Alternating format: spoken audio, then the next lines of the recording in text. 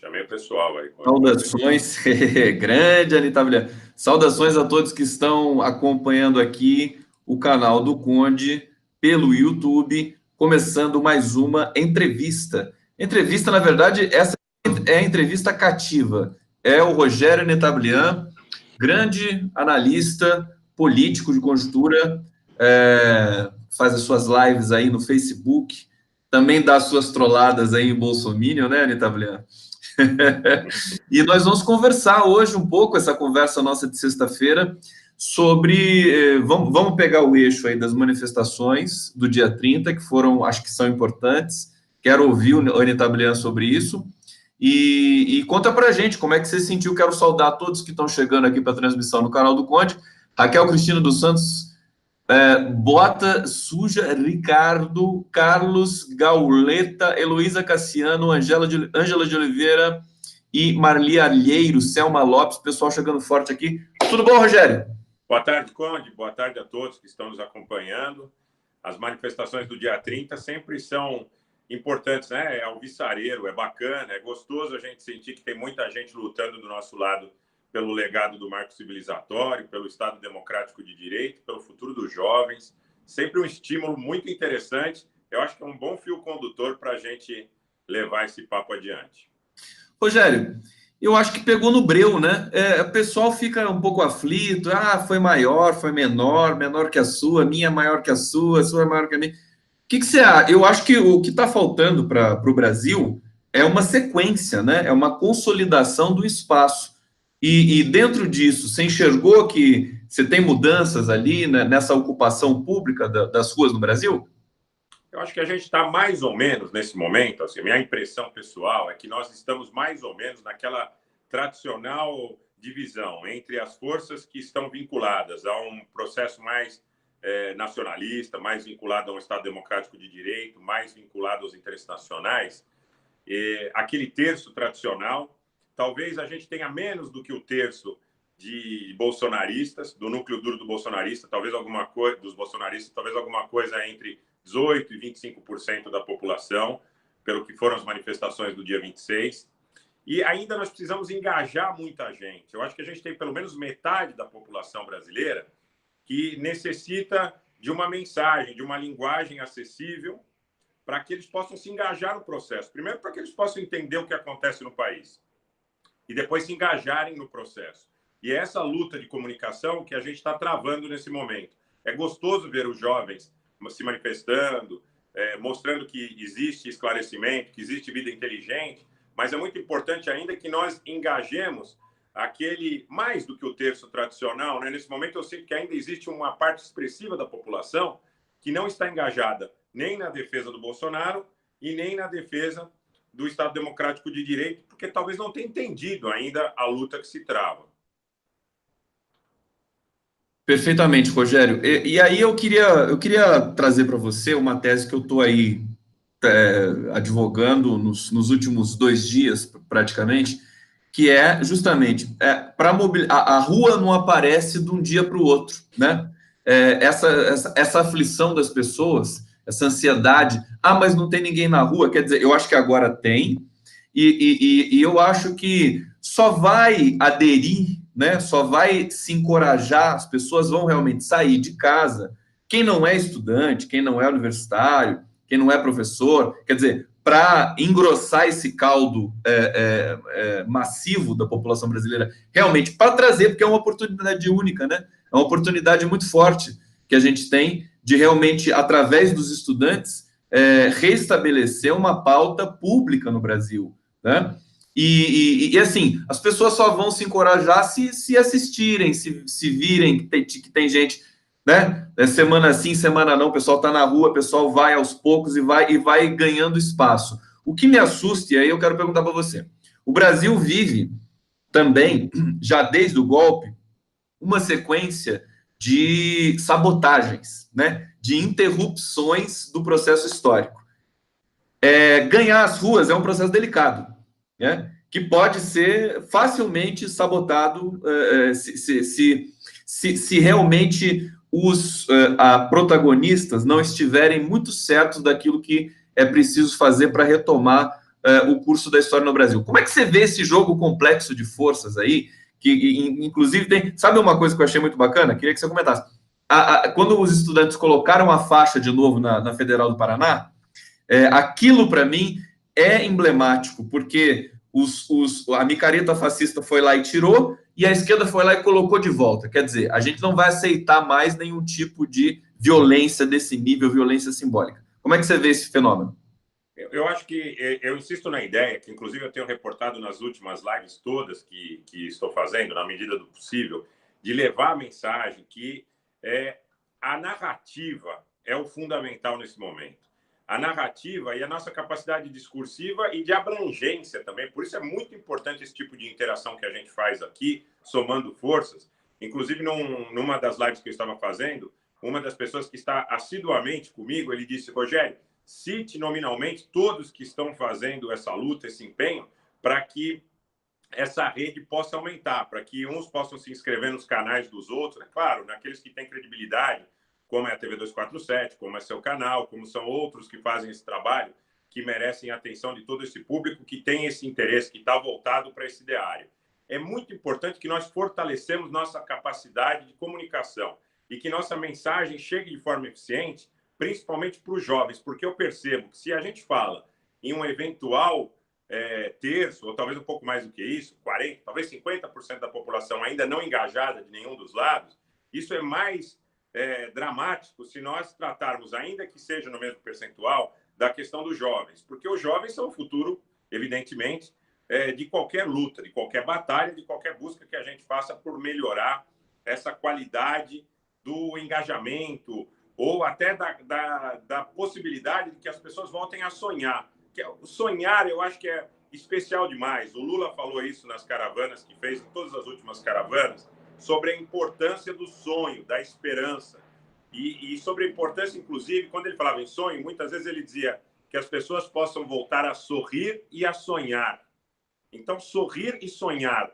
Você, ao mesmo tempo que você volta a sorrir, você coloca o ódio, coloca todo esse processo de descrença em relação à vida, de descrença em relação ao porvir, de lado. Isso tudo é uma pauta que tem muita relação, tem muita correlação com o aspecto da juventude. A juventude que tem toda uma história para ser construída e, na realidade, está sendo atingida duramente. A gente fala aqui em quase todas as nossas interações, eu faço questão de dizer que o ataque, essa guerra híbrida que nós estamos sofrendo, ela veio por intermédio do proselitismo religioso, da teologia da prosperidade, da mídia corporativa, e tudo isso é comunicação.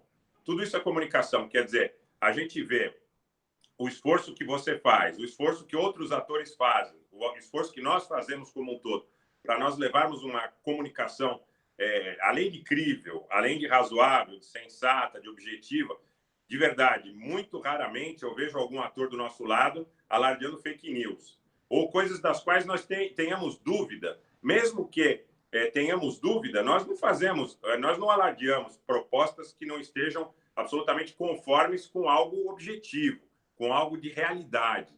Então, a guerra de comunicação é muito importante, Conde. Eu, por um lado, fico feliz de ver os jovens nas ruas, e, por outro, acho que a gente precisa fazer mais e nos reorganizarmos, tanto psiquicamente, como no aspecto didático, pedagógico, de comunicação, todos os dias, e insistirmos e teimarmos. Rogério Antablian, sempre bom te ouvir. Eu acho que a responsabilidade aumenta. A impressão que eu tenho dessas duas, do 15M, do 30M e agora do 14J, que vai chegar, né, a responsabilidade aumenta. Deixa eu ler aqui os comentários dos nossos internautas. Vilma Gonçalves dando boa tarde para a gente, um beijo para você, Vilma Gonçalves. Juscelia Oliveira Guedes Gonçalves, também boa tarde. De Rio Verde, Mato Grosso.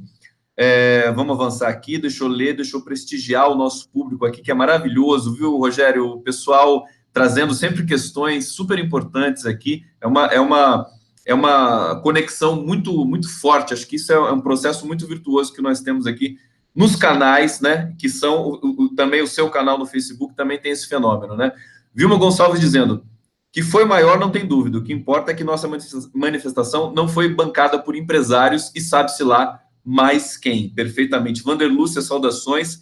Raquel Cristina dos Santos, aliás, por falar em engajamento dos jovens, hoje o Giro das 11 com o Mauro Lopes foi sensacional. emocionante o depoimento dos estudantes que estiveram com ele. Foi muito bacana, realmente. Deixa eu avançar mais um pouco aqui. Adilson Barbosa, peraí que correu. Muitos coraçõezinhos aqui para a gente, viu, Rogério? Muito bom. Peraí que correu aqui vários comentários, tem uma piracema de comentários aqui, eu não consigo mais recuperar o Adilson Barbosa aqui. Ó. Os estudantes têm que assumir o protagonismo e cobrar o público adulto que elegeu essa cúpula do desmonte total do país. Em especial o estudo deles e tudo lhes recairá negativamente no futuro. Eu quero lembrar que os estudantes deram um espetáculo, em especial, há 2 anos atrás, quando eles tomaram os colégios, as escolas do estado de São Paulo, do estado do Paraná, de Goiás e de outras regiões do Brasil, contra fechamento de escolas. Você tinha ali no governo Temer, aqui em São Paulo foi o Alckmin, né? E o Alckmin blefou, tentou enganar os estudantes, eles não aceitaram. Você se lembra disso? Quer dizer, a força moral desses jovens, né? Eles têm muita garra, realmente. O Zé Dirceu tinha dito que os estudantes podem fazer diferença. A Uni tem 6 milhões de filiados e a UBS 40 milhões. E aí eu queria que você fizesse mais uma breve leitura dessa questão geracional. Quer dizer, os estudantes estão aí, eles não têm certos preconceitos e medos que a geração que já está traumatizada tem. Como é que você vê essa psicologia da manifestação? Esse é um tema também central, importantíssimo, porque tudo que foi feito, inclusive na medida em que foram alardeadas as fake news, foi feito com base em análise de psicologia cognitiva. E a análise dessa psicologia cognitiva, que foi obtida através de uma base de dados, aliás, através de uma base de análise de metadados que foram coletados nas redes sociais, conforme nos últimos tempos, inclusive nós ficamos sabendo de muitas páginas do Facebook, de muitas páginas de outras redes sociais também que foram banidas, em função de uma caracterização de um impulsionamento fraudulento nos processos eleitorais de todo o mundo, inclusive no Brasil. Então, é aquela história. Mais uma vez, a ideia da linguagem, né? Que você é especialista e lida muito bem com essa questão. Como levar essa mensagem e como as pessoas que recebem essa mensagem a processam. Quais são os arquétipos, quais são os paradigmas que permitem que essas pessoas possam fazer uma leitura ou acabem, de alguma forma, encaminhando uma leitura que seja, ao mesmo tempo, empírica e seja baseada na análise objetiva daquele fato de um estudo histórico.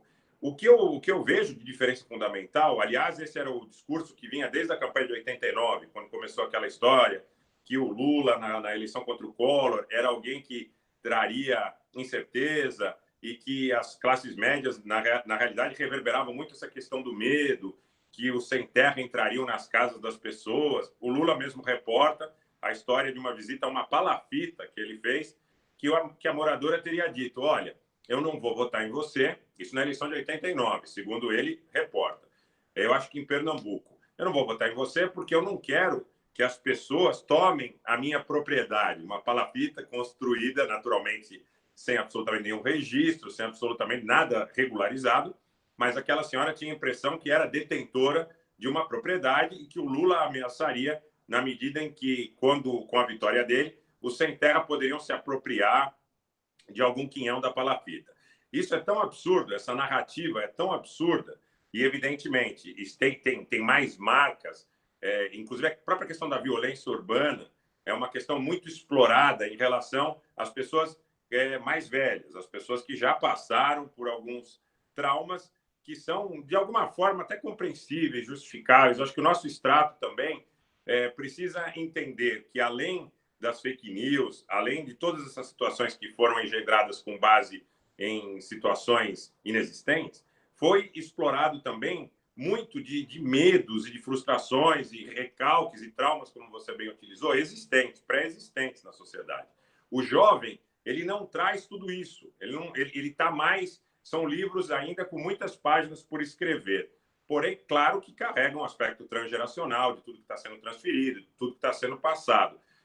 O jovem de direita, hoje, ele tem um vínculo, né? Acho que você que usou esse termo, se eu tiver enganado, você me corrija, mas é difícil intelectual de direita, né? Acho que numa live você utilizou essa abordagem. Mas existe aquele jovem de direita que é absolutamente letrado e avesso às letras, e existe um perfil de jovem de direita que se informa e tem toda uma característica embasada no discurso do Olavo de Carvalho. Me dá, sinceramente, me dá pena, mas eu já vi muitos jovens dizendo, não, eu estudo, eu me aproprio de informação, eu estou lendo esse livro aqui, o que você acha? Aí ele está lendo um livro do Olavo de Carvalho, ou ele está assistindo algum desses youtubers que, num cenário normal, esquecendo a ideia de direita e de esquerda, seriam tomados como grotescos, são pífios, grotescos, não conseguem uma concordância nominal. Eu não estou dizendo isso sob um aspecto elitista da abordagem, estou dizendo sobre o aspecto de alguém que se propõe a ir para uma rede social para levar informação. Ele não precisa ser um PhD, um expert, ter MBA, não precisa ter estudado em Harvard, nada disso. Mas acho que o bom senso, um mínimo de senso estético, precisa ser levado como fator fundamental. O jovem, ele quando recebe uma informação de um youtuber como esses que estão aí do lado do Olavo de Carvalho, esses tais youtubers de direita, que mesmo os impulsionamentos deles são bastante suspeitos a nível de financiamento, porque isso tudo... Eu mesmo vou confidenciar uma coisa para você aqui, Conde. Nós fizemos um programa e teve uma amiga nossa, não sei se ela está nos acompanhando, a Nani, que ela criou uma fanpage para mim. Aliás, deixa eu agradecê-la, foi muito gentil da parte dela. E aí foi veiculado um dos vídeos que nós fizemos e havia ali uma proposta para uma experiência de impulsionamento. E uma experiência de impulsionamento, eu fiz ali uma experiência de impulsionamento por alguns dias, era um valor bastante modesto, para verificar qual era a repercussão para que nós falássemos fora da bolha. E eu via que a minha ideia era que isso gerasse um debate positivo. Mas, infelizmente, via também a participação de muitos jovens, além dos robôs, naturalmente, mas via a participação de muitos jovens utilizando palavras de baixo calão, descaracterizando o debate, dizendo, olha, é um programa do comunismo, olha, são ateus. Quer dizer, veja, é um discurso pífio. A nossa responsabilidade com esse pessoal é muito grande, porque se nós fracassarmos, nós vamos ter fracassado, inclusive como geração, em relação à possibilidade de oferecer algo para eles. Rogério Anitablian, eu vou voltar aqui ao nosso chat, porque eu estou comentando aqui, muito boa conversa, abraço, amigo, adelante. André Neto Costa, um abraço para você, querido Rogério Teles, aqui, seu xará, mandando corações. Mauro Lenhaioli, de São Bernardo do Campo, saudades do Lula. Vamos falar de Lula hoje também. Eu quero que o Rogério fale algumas coisas aqui do Lula, porque tivemos coisas importantes em torno do Lula. E como a minha conversa com o Rogério é toda sexta-feira, a gente também faz um apanhado, faz um resumo, uma retrospectiva aí do que rolou. Giza Lucas dizendo: oi, lindão, Porto Alegre foi bonito mesmo com chuva. Fui com minha bandeira Lula livre, 4 metros, ainda coloquei luz de LED, o povo unido é maravilhoso. Muito bacana aqui. Eu queria, Rogério, trazer a seguinte questão ainda sobre as manifestações e buscar aí a sua percepção sobre isso. Tenho percebido que o Abraham Weintraub e o Bolsonaro, assim, eu até fiz uma brincadeira hoje e agradeci, né? Falei, ainda bem que o Weintraub está lá. Ele gravou aquele vídeo com o guarda-chuva, fazendo uma alusão ao belíssimo filme Cantando na Chuva. Me doeu no coração, porque eu adoro o filme. Mas é grotesco, né? Realmente aquela dimensão de uma impostura, né? Na verdade, essa direita brasileira, que não é levada a sério em nenhum lugar do mundo, ao contrário do que as pessoas pensam, né? A gente percebe que a direita europeia, por exemplo, tem seríssimas restrições, nem a Marine Le Pen, cujo discurso também é abominável, digamos assim, anticivilizatório, ela tolera a direita bolsonarista. Mas eu queria ressaltar o seguinte, 2 coisas. O Weintraub e o Bolsonaro, dizendo as absurdidades diárias que eles dizem, eles incitam a população a não sair jamais das ruas, os estudantes, na minha opinião. O Weintraub, por exemplo, aparelhar o MEC, fazer do MEC uma Gestapo para denunciar professor que convida a estudante para manifestação, como se isso fosse a regra geral do protocolo de manifestação de tomada de rua dos estudantes brasileiros. Quer dizer, eu acho que ele declara guerra e a rua passa a ser o grande eixo político do país nesse momento. Isso são palavras do Paulo Moreira Leite, nosso jornalista lá no 247. E a outra coisa, e aí tem o Bolsonaro também, que diz as absurdidades, provoca os estudantes e tudo mais. E aí o que você tem? Você tem os estudantes com sangue no zóio, como eu gosto de falar também. Eles não vão, porque eles são de uma outra geração e recebem isso diferente. Só para complementar, essa é uma questão. A outra você está dizendo dessa questão dessa guerra de comunicação e tudo mais, que eu queria só ressaltar com você, é que mesmo essas teses mentirosas do Olavo de Carvalho, enfim, desse pessoal da direita, do Nando Moura e tudo mais, a gente percebe que não tem nenhuma consistência nem retórica, nem argumentativa, elas acabam provocando um efeito, que é daí, como especialista da linguagem, eu posso dizer para você, né? Mesmo ficcionalmente, mesmo no campo do grotesco, elas causam um ruído, né? Elas têm uma consequência. E, na verdade, essa consequência que acabou ganhando as eleições em 2018. Dentro desses dois conjuntos aí, queria que você comentasse. Tá legal. Bom, por exemplo, hoje foi veiculada uma entrevista do Bolsonaro na revista Veja, né? Se é que a gente pode chamar de revista, mas enfim, na Veja, né? E eu tive a oportunidade, e aí é uma coisa que me preocupa sobremaneira, né? Ele tem uma pessoa que está próxima dele, que independente de nós discutirmos a competência ou não, tem fortes vínculos com setores não brasileiros que trabalham com informação, que trabalham com a elaboração de modelos de comunicação, que é o Fábio Weingarten. Esse modelo de entrevista que o Bolsonaro deu para a Veja me preocupa de alguma forma, porque ali parece um ator que está interpretando um papel de idiota ou de energúmeno, mas ele está falando numa linguagem que encontra ressonância num extrato importante da população. Então, quer dizer, é um discurso para o populacho? É um discurso para o populacho. A classe média eurocêntrica e a elite predatória, aquelas que não gostam do Brasil, elas ouvem e muitas vezes dão risada, se envergonham. Na verdade, elas gostam, só fazer um parênteses, elas gostam porque sabem que aquilo irrita a esquerda. Exato. É um movimento de refluxo, né? Exato. Eles sabem que aquilo ali é uma coisa que, vamos dizer, exalta os ânimos e que tem repercussão, tem ressonância no populacho. Eu tive a oportunidade nos últimos tempos de conversar com muitas pessoas, fiz esse exercício de conversar com muitas pessoas que tinham se posicionado ao lado da candidatura do Bolsonaro, desde pessoas que o fizeram por questões dogmáticas, até pessoas que o fizeram em função das mentiras que foram veiculadas nas fake news e que diziam que o PT inventou a corrupção no Brasil, que aparelhou o Estado, que acabou com a Petrobras, toda aquela baboseira, né?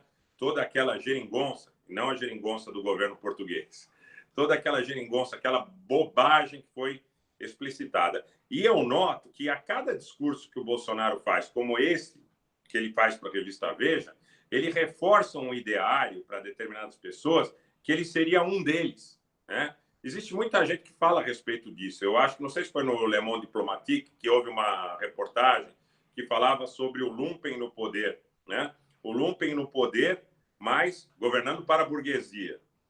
Esse é um dado muito importante. E eu acho que a questão do media training, desde o Nando Moura até o próprio Bolsonaro, é algo que eles não desistiram, eles continuam investindo pesado, tanto na descaracterização do nosso discurso, porque nós levando a mensagem, ao levarmos a mensagem do humanismo, da fraternidade, da solidariedade, eles tentam linkar esse ideário com um tal de marxismo cultural, que não é marxismo cultural. Se a gente tentar colar isso que, de uma forma geral, né, do nosso ideário em algum profeta, é em Jesus Cristo, muito provavelmente. Porque a gente fala em solidariedade, em compaixão, em condescendência, eles tentam distorcer essa mensagem, dizer que isso seria uma forma de marxismo cultural. E eles continuam investindo muito em media training. Essa entrevista do Bolsonaro, ela me preocupa, por quê? Porque ele parece mais afiado, por incrível que pareça, ele me parece mais afiado do que nas anteriores. Eu não sei que edição que a Veja fez, eu não vi vídeo, tá? Pode ser até que, eventualmente, esse vídeo apareça e nós mudemos de opinião. Ou que a própria Veja tenha auxiliado. Não sei. Você leu a entrevista? Eu li. Escrito? Escrita. Aham. Hoje, Viu que ele se saiu bem ali? Eu não vi vídeo. Tem o vídeo também? Não, não, eu estou perguntando para você porque eu também não estou sabendo disso. Mas deve ter, né? Não, eu não vi o vídeo. Dessa entrevista escrita, eu li ela na íntegra e ele parece num discurso muito afiado, inclusive quando ele se compadece de uma série de situações vinculadas ao Queiroz. Ele diz ele pode ter errado, meu filho se tiver certo ou se estou errado, filho é filho. É o discurso do populacho. Eles estão afinando muito bem, está muito bem azeitada essa máquina em relação ao público que o elegeu, ao núcleo duro do bolsonarismo. Então, é como se ele dissesse, olha, não é que eu seja a favor da reforma da Previdência, mas eu estou analisando o número, todos nós vamos nos sacrificar. Ele tenta fazer um discurso que se identifique com o sentimento do populacho, das pessoas que não conseguem elaborar muito, das pessoas que não têm muito acesso à informação. E aí, mais uma vez, eu vou dizer que a possibilidade de formar um ideário caleidoscópico, fragmentado, com contraditório, que quem faz é o Gustavo Conde, quem faz é o Leonardo Atush, quem faz é toda essa mídia alternativa, todos esses comunicadores que estão expressando isso de uma forma, quanto mais, consequente também, né? Razoável. A importância de que esse contraditório seja acessível para as pessoas e que nós descaracterizemos o que está por trás dessa demanda deles é de fundamental importância para que nós possamos ou não ter algum êxito. Rogério, bom, eu vou voltar no que você está dizendo. Você não me respondeu uma coisa e a gente volta aí. Deixa eu só ler mais um pouquinho os nossos internautas aqui. Júlio César Candoncelli, Coimbra. A questão do capital improdutivo é muito importante. Auditoria de dívida pública já. O Júlio César participou da minha, quando eu entrevistei o Paulo Nogueira Batista Júnior. Muito boa entrevista de ontem, que vai reprisar hoje pela TV 247. Marli Alves Feitosa, a Record nem deu uma nota sobre o 30M. Acho que passou meio batido. Eu não acompanhei a Globo, não sei se a Globo deu alguma nota. Vilma Gonçalves, as lágrimas de crocodilo enganam os adeptos dele e reforçam as maldades. Isso é o que você está falando, né? Reforçam as maldades. Ele é um sujo, mau caráter, se fazendo de coitadinho com o peso da presidência. É interessante, né? Essa linguagem do Bolsonaro, ela tá sedimentada já, né? Mas ele ainda tem aquele ímpeto do cavalo louco, né? Do cachorro louco, sei lá, de algum animal louco, de ser imprevisível também, né?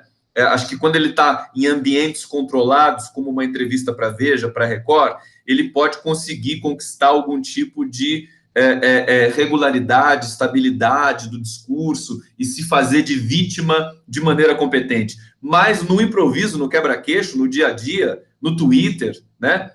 Por exemplo, ele acabou de declarar que é preciso um ministro evangélico no STF.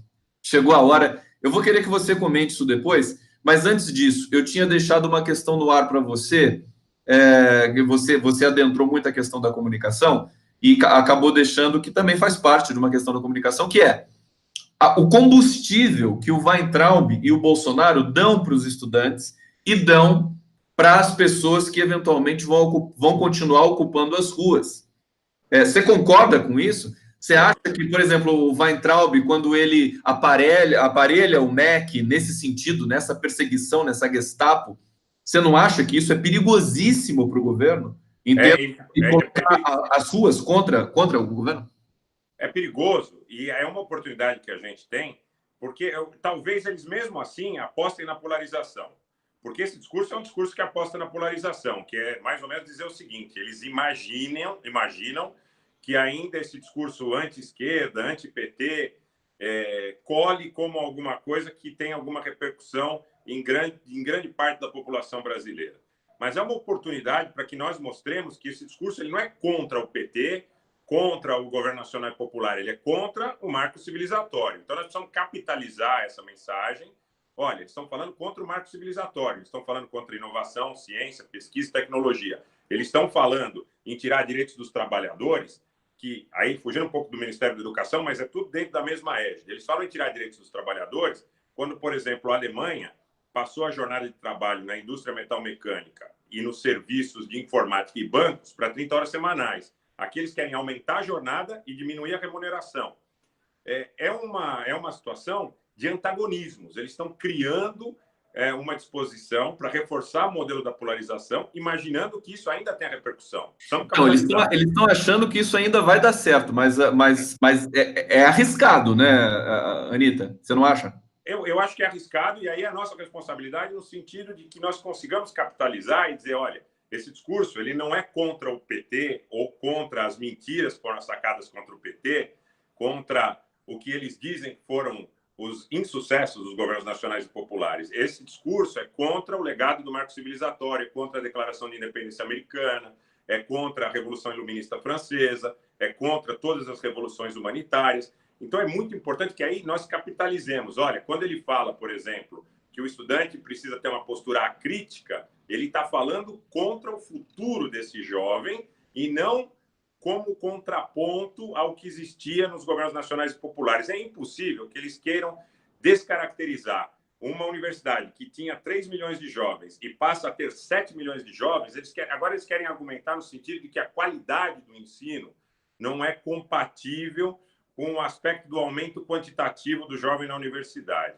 O que é outra grande baboseira, porque eles são absolutamente anti-intelectualistas, eles são absolutamente fora do aspecto, eles combatem a sociologia, a psicologia, a filosofia, as ciências humanas e também as ciências exatas, biomédicas, porque eles querem investir contra a pesquisa, a inovação, a ciência e a tecnologia. A ponte para o futuro, Conde, a ponte para o futuro do Temer, a gente sempre falou muito aqui em consórcio Temer-Bolsonaro. Ela parece, hoje, relendo, revendo e com a experiência do que aconteceu, eu diria para você que parece uma entrega do Brasil ao capital especulativo internacional com o ideário de levar a população brasileira a uma percepção de que ela estaria tendo algum ganho, conquanto estaria sendo levada para uma condição de semi-escravidão, uma condição análoga à de semi-escravidão, trabalhando pelo teto e pela comida, contra o que acontece hoje, por exemplo, como eu citei na Alemanha, que diminui a jornada de trabalho e está preocupada, sim, como levar uma qualidade, um conforto para o tempo de ócio que essas pessoas vão ter. Quer dizer, é parte do legado do marco civilizatório. Independente da posição, você pode dizer, mas os liberais estão no poder, mas os liberais têm grande influência no parlamento. Ok, mas nós não estamos tratando de diferenças entre liberais, trabalhistas, socialistas, social-democratas. A gente está tratando de uma diferença conceitual entre obscurantismo, claustrofóbico e marco civilizatório. Essa é a grande diferença. E se você me permitir, Conde, eu gostaria de, dentro dessa linha, falar também sobre o que eles estão nos propondo em relação à reforma da Previdência, porque também é algo que diz respeito ao obscurantismo. Porque quando a Previdência surge na história da humanidade como uma forma de assegurar e garantir para as pessoas de que elas não precisariam recorrer a métodos violentos para conseguir subsistir, mesmo quando a sua força laboral estivesse comprometida. Então, de novo, é marco civilizatório versus obscurantismo. Rogério Netablian, perfeitamente. Sempre uma análise bastante sofisticada e que o nosso público adora, né? Quer dizer, essa leitura de a gente não facilitar. Ontem eu estava dizendo isso, estava fazendo a velha conhecida crítica que eu sempre faço ao jornalismo hegemônico, e em grande medida a prática jornalística, que também se alastra pelas redes digitais, que é assim, nunca facilitar. Se você facilitar para as pessoas, para si próprio, você vai exigir menos. Quer dizer, você vai sempre tender a uma simplificação, que é essa simplificação que o bolsonarismo se alimenta, é dessa simplificação que ele se alimenta. Então, eu acho muito bacana quando você tece aí uma hipótese que exige bastante atenção para a gente poder desdobrá-la e problematizá-la também. Dentro desse aspecto, eu quero trazer outros ingredientes aqui para você colocar a sua colher, a colher do Anitta, que é o seguinte, saiu a notícia, para mim, bombástica, de que o tio da Michele Bolsonaro é um miliciano. E, enfim, as pessoas não se surpreendem, falam, mas é óbvio, né? Todo mundo ali, né?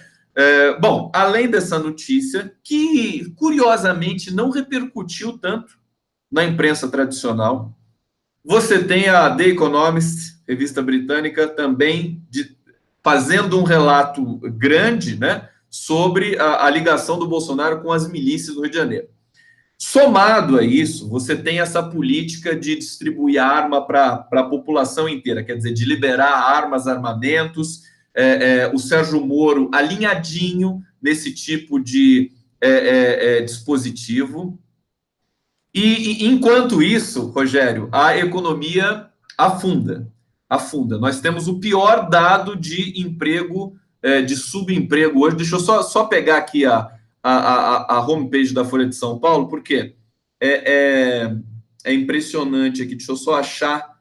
Na verdade, são 28,5 milhões de pessoas que estão em situação precária de emprego, que é um recorde no Brasil. Teve o dado já recessivo de cair 0,2. Dentro desse conjunto, quer dizer, você não acha que a gente tem uma tempestade perfeita? Sim, sim.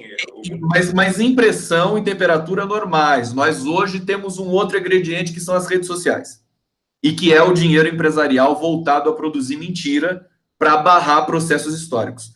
Como é que você vê essa complexidade, justamente, que exige a sua análise tradicionalmente, que é um pouco complexa também? Como é que você vê esse movimento? Bom, essa questão ela abarca uma síntese da seguinte monta. É um processo onde pouquíssimos enganam muitíssimos. Por isso, a gente tem uma equação que tem um cenário de tempestade perfeita, a gente tem um cenário de desemprego, a gente tem um cenário de ataque aos direitos trabalhistas, de ataque aos direitos previdenciários, de falta de perspectiva, de ataque aos direitos da educação, aos movimentos sindicais, aos movimentos populares, aos movimentos sociais como um todo. Então, neste momento, eles estão apostando na capacidade da difusão da desinformação, da confusão, da caracterização como um processo que seguiria polarizando entre o que conseguiram colar em parte da sociedade como uma pecha de que aquele governo nacional anterior era corrupto e incompetente, com alguma coisa que eles o tempo todo insistem em dizer que eles tentam implementar, mas eles têm um inimigo. Eles dizem que o Centrão é inimigo deles. Por incrível que pareça, numa pesquisa recente, que você deve ter acompanhado, os nossos amigos aí, a maioria deles também, a XP diz que o Centrão é o xodó do mercado. O Centrão foi eleito por quem votou majoritariamente no Bolsonaro, que é a bancada do boi, da bala e da Bíblia, majoritariamente, apesar de ser bastante heterogêneo. O que acontece nesse cenário é que eles continuam apostando na capacidade de confundir as pessoas e de instá-las a um comportamento irracional na medida em que não percebam o que está se engendrando no país nesse momento. E vou insistir, vou pegar um pequeno exemplo da reforma da Previdência sem me alongar muito. Hoje a Previdência ele tem um modelo de financiamento tripartite: empregado, empregador e governo. Governo como? PIS/PASEP, COFINS, contribuição social sobre o lucro líquido, eventualmente alguma coisa de loterias e tudo mais. E eles dizem que essa Previdência Solidária é deficitária. Agora, se eu ou você, se o trabalhador for o único a contribuir no processo da Previdência com a capitalização, ela vai passar a ser superavitária? É um negócio que interessa para os bancos internacionais? Eu sei que existem muitas peculiaridades nessa análise, mas para mim fica absolutamente claro que, mais uma vez, nessa narrativa, eles estão associados à mídia corporativa, o proselitismo fazendo sua parte, Jovem Pan, o Estado de São Paulo, linha editorialista dos jornalões. É aquela coisa, desculpa, Rogério, aquela coisa assim, se é tão ruim assim, por que todo mundo quer? Pois é, mas exatamente. É a coisa. O Brasil é o paraíso do bom, bonito e barato, Conde. Porque aqui nós conseguimos uma única situação, única, que é fornecer ao capital especulativo internacional rentabilidade e liquidez paralelamente. Se você faz um investimento de risco, esse investimento de risco paga mais. Mas aqui eles fazem um investimento que eles chamam de risco, mas eles demandam todas as garantias. Por exemplo, a PEC do teto de gastos. Eles demandam todas as garantias de que o governo tem a capacidade de saldar seus compromissos. Ou seja, liquidez total, realização imediata dos títulos, com uma rentabilidade única. Quer dizer, aqui é o bom, bonito e barato. Parece uma coisa até jocosa.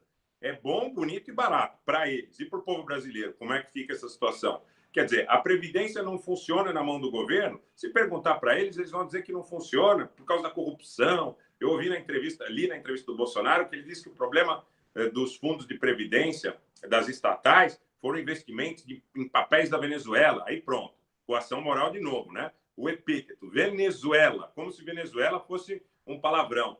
Claro, Venezuela é a mesma coisa que fizeram em todo o Oriente Médio, no sudeste da Ásia, fizeram na África Central, no Magrebe, no Saara, fizeram em todos os lugares. Primeiro eu te chamo de corrupto, depois eu te chamo, sei lá, posso te chamar de qualquer coisa, para te desumanizar. No momento seguinte, eu permito que as pessoas o acostem de uma forma desumana, que o agridam de uma forma desumana. Foi o que fizeram com o Muammar Gaddafi, foi o que fizeram com o Saddam Hussein. Não estou defendendo os regimes deles, mas efetivamente foi o que fizeram nesses casos.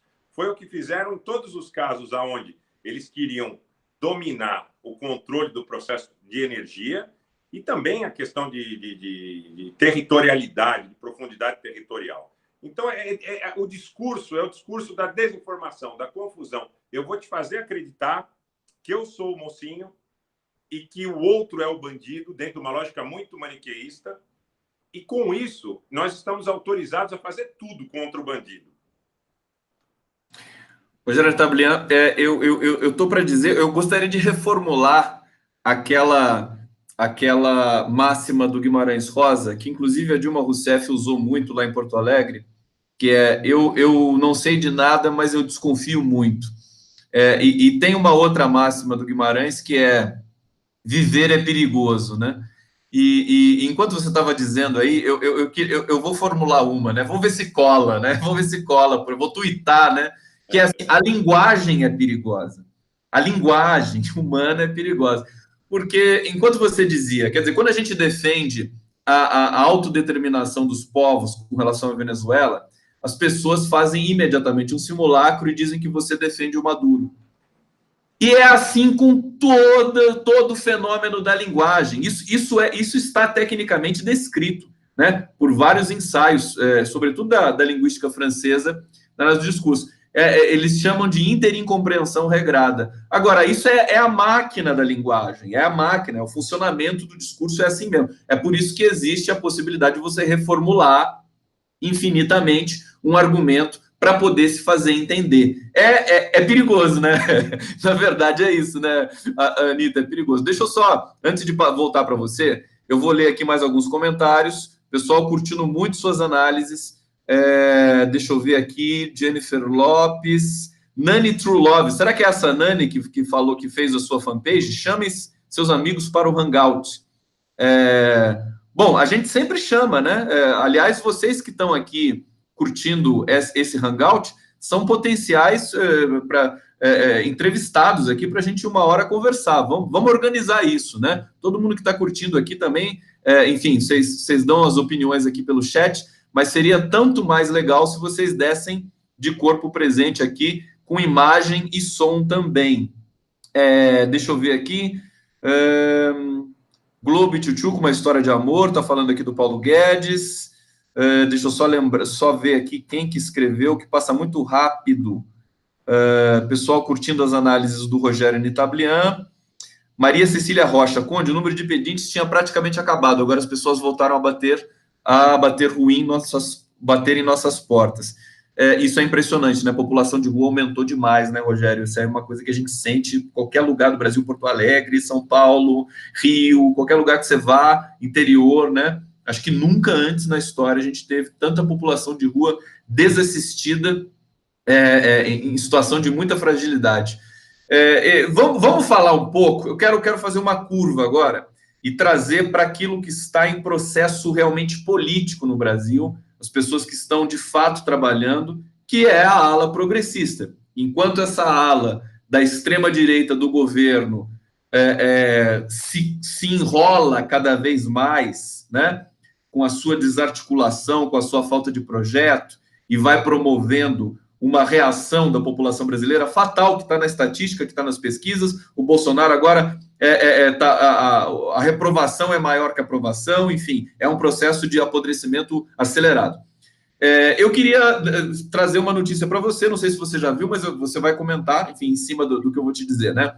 Flávio Dino vai visitar o Lula, Flávio Dino, governador do Maranhão, pelo PCdoB, vai visitar o Lula no dia 6. O Ciro Gomes já deu um piti. né? Falou assim, pronto, né? O Lupe e o Coutinho, PSB e PDT, acabaram de visitar o Lula na quinta-feira passada, articulando política. Articulando, evidentemente, visita solidária, mas com vistas às eleições de 2020. Quer dizer, ninguém está parado, está todo mundo operando, está todo mundo trabalhando para produzir um discurso concreto, que é o que você pede também, em grande medida, nas suas falas. E aí eu queria que você comentasse isso. Você acha que o momento, do ponto de vista partidário, político, pode ser bom também, em função de todo esse desgaste? Porque ser governo não é fácil, né, Rogério? Eles acham que ser governo, o Bolsonaro achou que ia ficar desfilando, visitando. Ele não é bem aceito em nenhum lugar do mundo. Como é que pode? Como ele tem uma assessoria, uma entourage, como ele tem um entorno, ele tem um pessoal que está do lado dele, que levou ele a ser presidente da República sem ele nunca ter imaginado que isso fosse possível. Ele imaginou que esse pessoal fosse segurar a onda dele para tudo e para todas as circunstâncias possíveis e imaginárias. Ele foi levado a essa condição. Eu ousaria dizer, eu tomo muito cuidado com as palavras, eu procuro ser muito prudente, eu tenho, muitas vezes, recebo críticas, que as pessoas dizem, você é muito cauteloso. Você é muito cauteloso.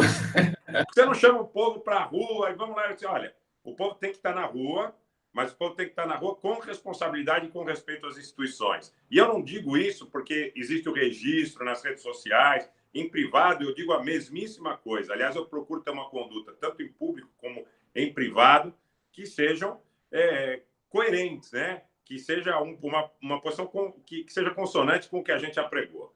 O que eu digo em relação a essa questão da razoabilidade, da necessidade de que nós tenhamos uma conduta razoável nesse momento, também passa pela questão que seria absolutamente razoável, me estranha muito a posição do Ciro Gomes, de que todos os partidos vinculados a um ideário, pelo menos teórico, de defesa dos movimentos nacionais e populares, estivessem na mesma trincheira.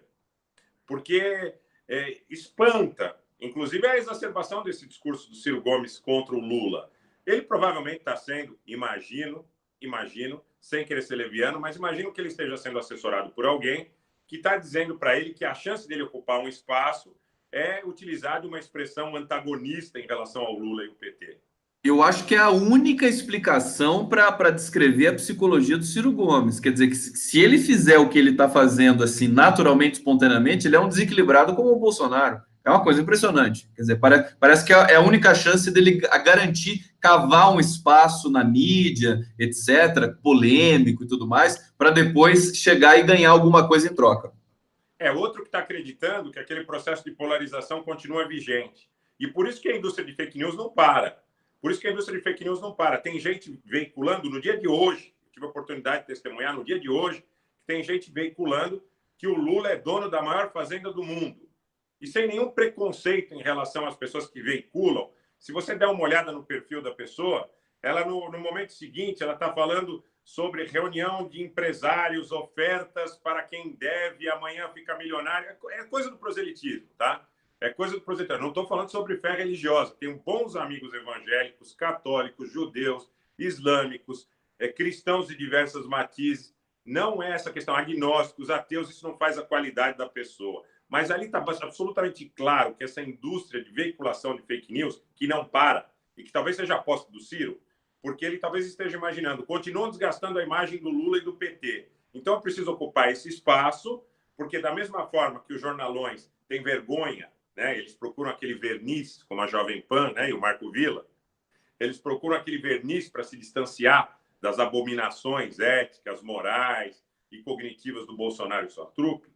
Eles poderiam entender, de repente, as pessoas que estão assessorando o Ciro, que existe um espaço aí a ser ocupado, da mesma maneira que batem nas fake news. O Lula tem fazenda, os filhos do Lula têm fazenda, aquela história nojenta, nefasta, com a licença poética de todos os que estão conosco aqui, da história do cocô do zoológico, que o filho do Lula catava cocô no zoológico. Quer dizer, até hoje tem fake news nesse sentido.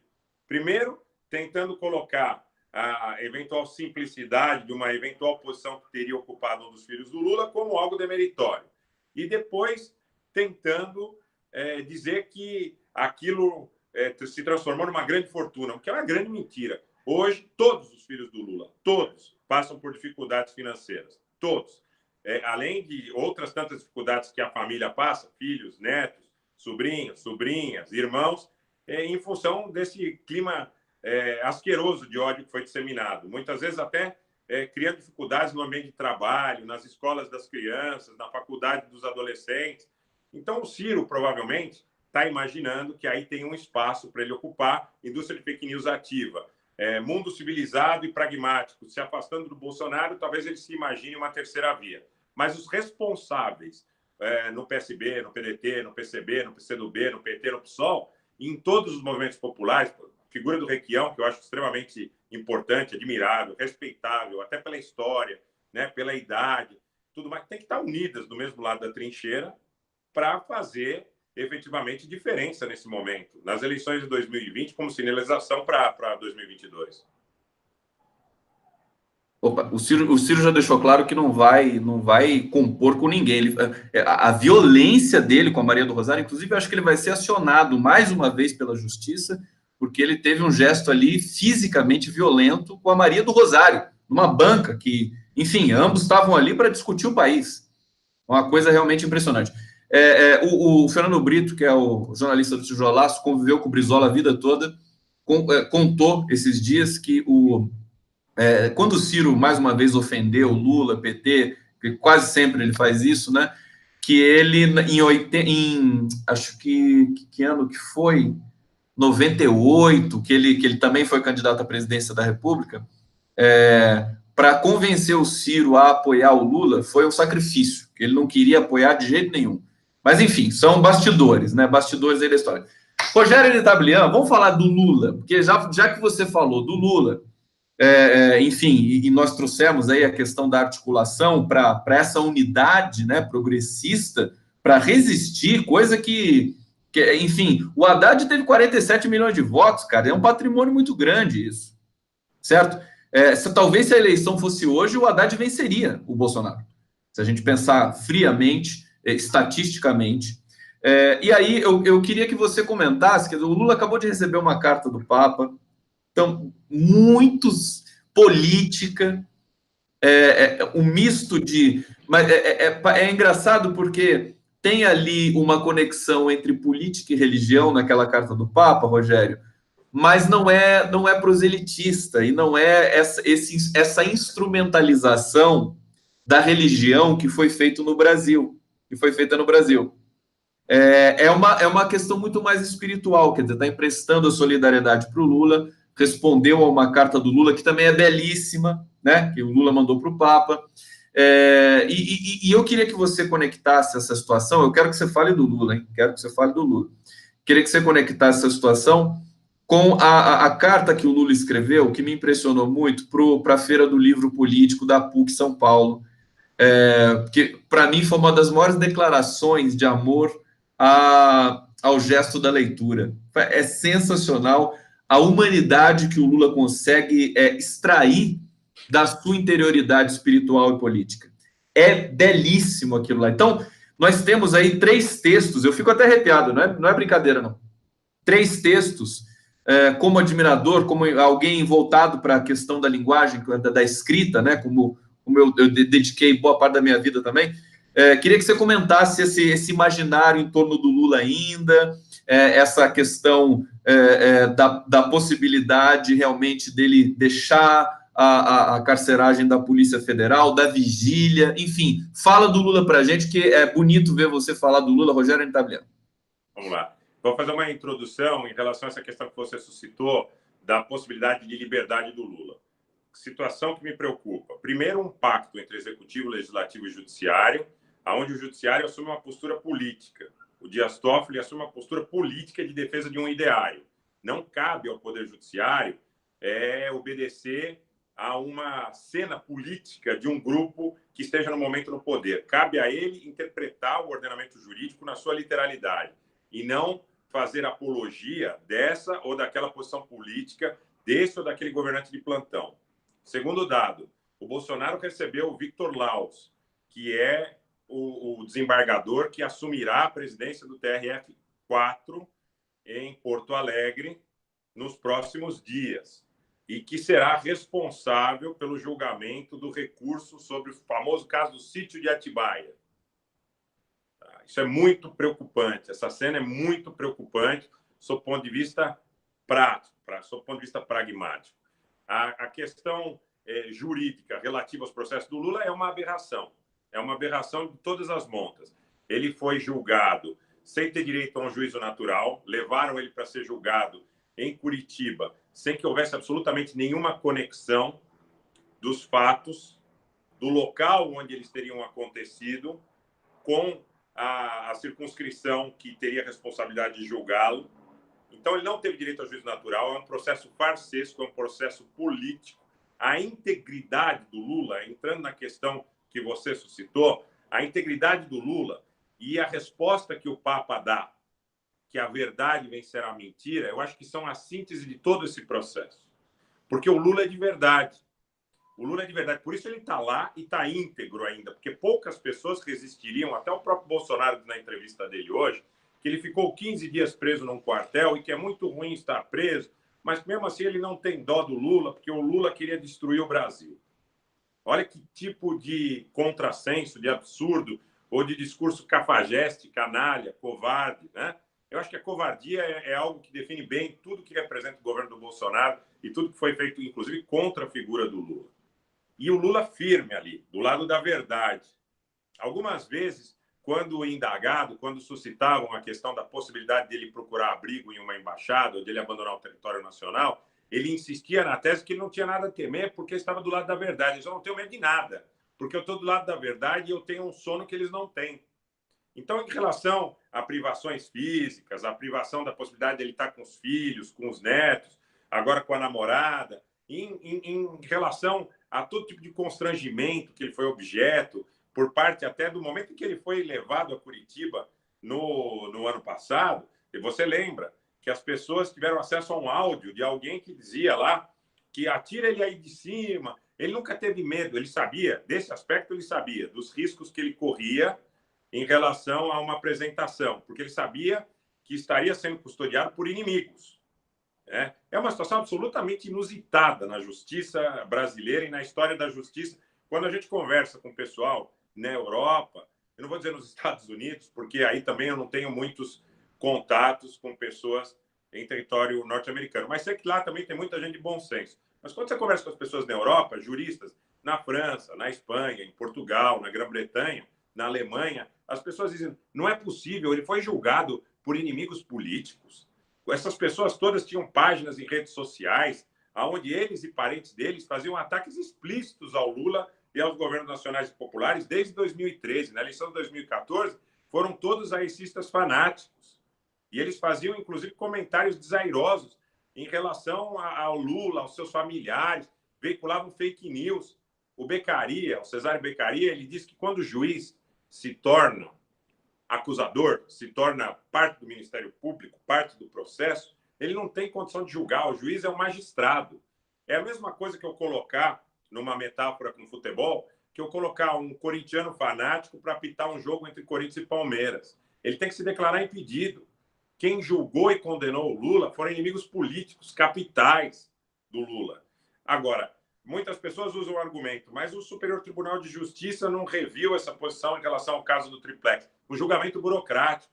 Nós não sabemos das implicações do que está nas costas dessas pessoas. A gente sabe que existe muito lobby, muito trânsito político, muita influência de um momento claro de guerra híbrida que a gente está vivendo, mas é claro que não tem repercussão na mídia corporativa. A mídia corporativa quer que esse cenário continue, que esse cenário se perpetue, que esse cenário se agudize. Agora, a figura dele, com a coragem que ele tem, com a carta que ele escreveu ao Papa Francisco, você vê que é uma pessoa de verdade, genuína, que ele está abrindo mão do seu conforto físico, e muita gente disse no que seria o ocaso da vida. Não, porque a vida dele, até o último dia, não tem o ocaso. É parte de um processo de integração com a integralidade do povo brasileiro, com a totalidade do povo brasileiro. Ele está doando a sua existência para que as pessoas possam ter um pouco mais de conforto e para que as pessoas possam ter como exemplo, Conde, uma coisa que eu percebi, que comentava com uma pessoa ligada ao ex-presidente Lula.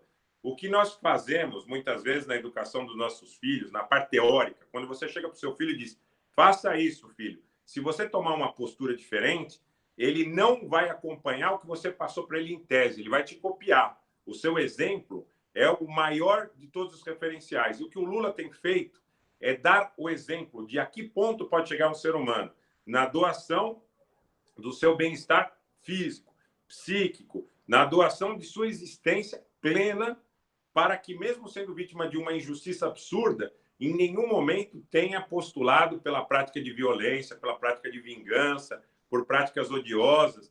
Ele está o tempo todo administrando essa situação com uma dignidade ímpar. E aí, realmente, a figura da mãe dele, como ele sempre reforça, como ele sempre coloca, e como as pessoas próximas efetivamente confirmam, é um referencial muitíssimo importante. Nós estamos tratando de gente, de sangue, de músculos e de ossos iguais aos seus, iguais aos meus, iguais aos de todos que nos assistem. Gente de verdade, que não quer que as pessoas sofram o que ele eventualmente está sofrendo, e está sofrendo muitas vezes em nome dela. Aí, mais uma vez, um princípio absolutamente colidente com a política do Papa Francisco. São valores do cristianismo, da espiritualidade verdadeira, não tem nada de proselitista aí.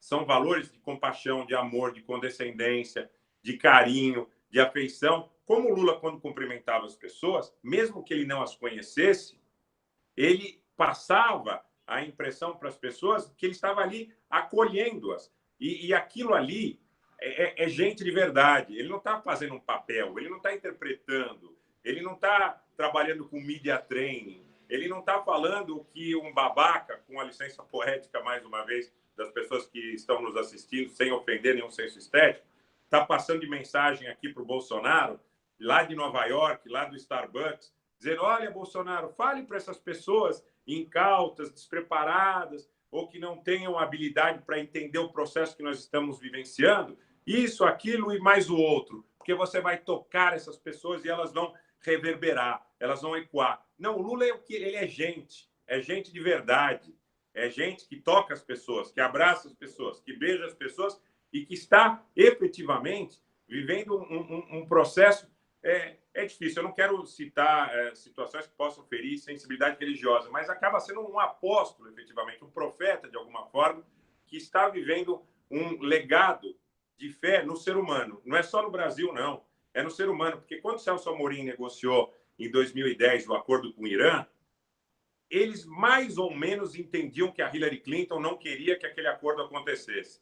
Mas o Lula o orientou no sentido de protagonizar um acordo com senso de justiça, independente da consequência que aquilo poderia gerar. Talvez ele não seja tão ingênuo quanto as pessoas eventualmente possam imaginar ou criticar, ou nós mesmos, em algum momento, possamos dizer, olha, ele foi ingênuo, foi vítima da própria bondade, ou de não acreditar que as pessoas pudessem ser tão ruins. Não, ele está querendo dar um exemplo de que as coisas podem ser diferentes, que as coisas podem ser feitas com base no acolhimento, no amor, no afeto. Não precisa ter vergonha de ser bom.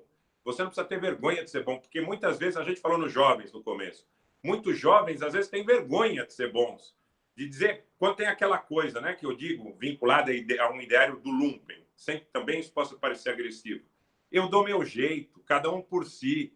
Ele tá tentando dizer para as pessoas, não precisa viver assim. Você pode viver de braços abertos, você não é obrigado a ser amigo de ninguém, mas você não precisa hostilizar ninguém para ser melhor. Você não precisa ocupar um espaço que seja do outro. É mais ou menos aquela história, quando o sol nasceu para todos, que nós ouvimos nas nossas infâncias e adolescência, cabe todo mundo. Não precisa tirar nada de ninguém. Muito bonito, Rogério Anitablian. Infelizmente, aqui nosso tempo acabou. Estou indo para outra live. Quero te agradecer imensamente. Como sempre, brilhante sua presença aqui. A gente aprende muito com você. Quero agradecer a todo mundo que acompanhou esse hangout com o Rogério Anitablian.